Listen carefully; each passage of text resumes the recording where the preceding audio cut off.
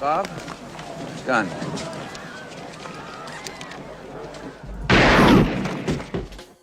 Bienvenue sur Watch Mojo, ici Axel, et aujourd'hui nous allons faire le top 10 des meilleurs meurtres du Joker. I just want to know what you said. Make sure our stories line up. Pour cette liste, nous allons nous pencher sur tous les moments de meurtre de l'histoire du Joker, tous médias confondus, et plus particulièrement sur les moments où il est, en fait, un tueur. Bien qu'un meurtre ne soit jamais bien, il y a des moments où les actes de violence apparemment aléatoires du prince du crime signifient beaucoup plus qu'ils n'y paraissent au départ, ou ont des effets durables, comme une mauvaise journée ou une bonne blague. Lequel des meurtres de cette liste est le meilleur selon vous? Faites-le nous savoir dans les commentaires. Numéro 10, pourquoi cet air si sérieux? Dans The Dark Knight, ne laissez jamais le Joker d'Heath Ledger vous raconter comment il a eu ses cicatrices. Les 3 fois où le prince du crime invite un ennemi à écouter son histoire sans cesse renouvelée, cela ne se passe pas bien pour lui. Avec Rachel Dawes, l'effet a été retardé, mais il a malgré tout fini par la rattraper et à faire son office.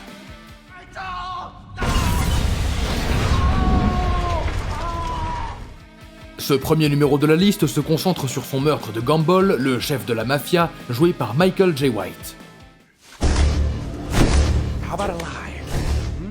Racontant comment son père était un buveur et un monstre, le Joker reconstitue l'histoire en collant une arme blanche à Gamble avant de terminer par sa phrase désormais iconique. Ce moment montre rapidement que le Joker habituellement maniaque de Ledger est froid, calme et assez effrayant. Numéro 9, le premier meurtre, Henry Claridge, dans Batman. Nous sommes sûrs que le Joker n'oubliera jamais sa première fois. Sa première fois tuée, bien sûr. Henry Claridge n'était sans doute pas la première victime du Joker, mais c'est la première qu'on ait vue dans les comics. Alors que Claridge apparaît sur presque toutes les pages du comics Batman, à l'exception de quelques-unes, en tant que propriétaire d'un diamant dont le Joker souhaite s'emparer, l'image du rictus d'Henry est aussi le premier aperçu du modus operandi du Joker, son venin mortel. Numéro 8, le grand sourire de Sal, dans Batman, le masque du fantôme. Pendant une grande partie du film animé de 93, Batman le masque du fantôme, qui a été sous-estimé mais qui est devenu un classique, le prince du crime n'est même pas mentionné. En fait, on peut pardonner au spectateur de ne pas se rendre compte qu'il est dans le film, car la majeure partie de l'intrigue tourne autour de méchants de la vieille école qui se font tabasser par un nouveau justicier plus théâtral. Mais quand le Joker apparaît, il le fait de façon spectaculaire. Can it be? Old Sally, the Weezer Valestra. Traînant sans Harley Quinn dans un parc d'attractions abandonné, avec des robots et des montagnes russes pour seule compagnie, il accueille le gangster vieillissant Salvatore Valestra. Don't touch me, old man. I don't know where you've been.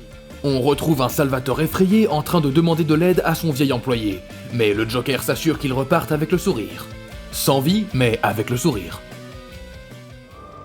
Sal Valestra, your angel of death awaits. Numéro 7, un verre d'eau, dans Batman, Under the Red Hood. Il n'a fallu que 5 secondes au film Batman Under the Red Hood pour établir clairement à quel point le Joker est un personnage terrifiant et dangereux. Entouré, sans armes, dans une salle capitonnée avec le chef de la mafia Black Mask et 5 de ses sbires armés de pistolets, les chances ne sont vraiment pas en faveur de Monsieur J. Et pourtant, tout ce qu'il avait à faire, c'était de demander un verre d'eau pour faire passer ses cheats. May I have some water? Il brise le verre, soumet et assomme le premier homme de main avant de tirer sur les autres. Après avoir tué 5 des 8 personnes présentes dans la pièce, il se rassied, mettant clairement en scène la violence pour montrer à Roman Sionis qui était vraiment le chef. I'll need some guys. Not these guys, because, well, they're kinda dead. Numéro 6, une poignée de main électrique dans Batman. Lorsque le premier véritable combat de Batman sur grand écran avait le jour, c'est un Gotham plus sombre et plus froid qui a été présenté. Fini les costumes colorés et les jeux de mots persistants, en quelque sorte. The pen is truly mightier than the sword. Le Joker d'autrefois, farceur et cliché, n'est plus. Jack Nicholson et Tim Burton se sont assurés de le remplacer par un méchant féroce, qui ressemblait certes au dessin de Jerry Robinson, mais qui avait la fibre sadique inspirée de Denny O'Neil. Ces outils sont restés pratiquement inchangés, mais les effets ont été revus à la hausse. Toxine du Joker, fleur d'acide et un Joker Joy Buzzer dissimulé qui, contrairement à l'incarnation de 66, produit plus qu'un petit choc.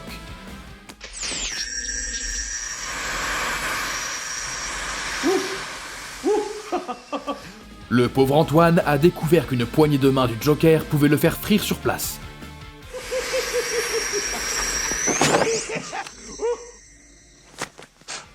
Numéro 5, l'empereur Joker tue Batman à plusieurs reprises, dans Superman, Empereur Joker. L'arc narratif de 2000 de Empereur Joker était un peu hors du commun pour une histoire de bande dessinée.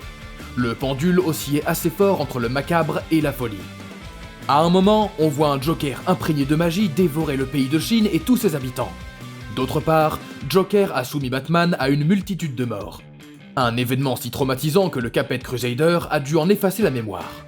Cependant, comme le Joker a besoin de Batman, aucune de ces morts n'est restée gravée dans sa mémoire. Numéro 4, Lois Lane via Superman, dans Injustice Gods Among Us. Bizarrement, cet événement n'était qu'une mise en scène pour un jeu vidéo de type beat'em up, et pourtant, les effets de cette mise à mort auraient des implications durables sur l'ensemble de l'univers d'ici. Le pitch de départ de ce jeu de 2013 était simple. Le Joker manipulait Superman pour qu'il tue Lois Lane, enceinte, et détruise Metropolis. Cela justifierait pourquoi ces membres populaires de la Justice League se retournent les uns contre les autres, et que par conséquent, vous puissiez les faire se battre.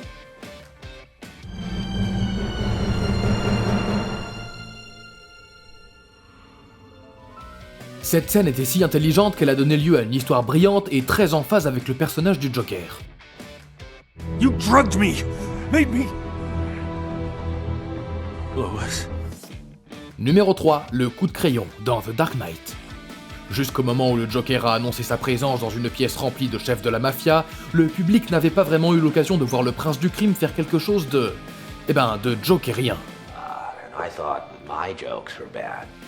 Il a tué ses collègues voleurs, mais ça semblait plus calculé que clownesque.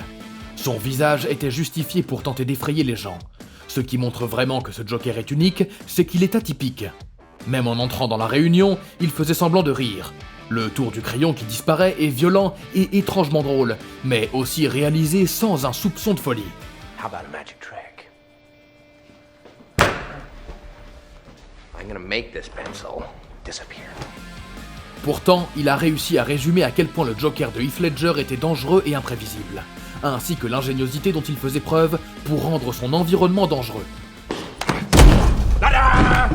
It's gone. Numéro 2, Murray Franklin, dans Joker. Arthur Fleck passait ses journées à fantasmer qu'un jour il rencontrerait son idole, le comédien Murray Franklin, et l'embrasserait comme la figure paternelle qu'il n'a jamais eue. Cependant, lorsque Murray a pris conscience d'Arthur et a effectivement utilisé son émission pour se moquer de lui, quelqu'un d'autre a commencé à émerger derrière les yeux de Fleck. Au moment où ils se sont rencontrés, l'homme que tout le monde connaissait sous le nom d'Arthur disparaissait. It's been a rough few weeks, Murray. Ever since I killed those 3 Wall Street guys.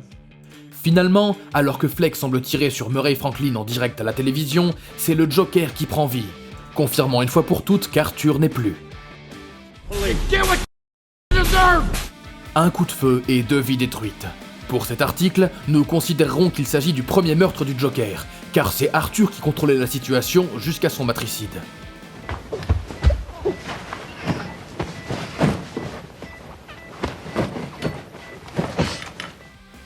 Avant de continuer, n'oubliez pas de vous abonner à notre chaîne et d'activer la cloche pour être informé à chacune de nos dernières vidéos. Vous avez la possibilité d'être notifié pour des vidéos occasionnelles ou pour toutes nos vidéos.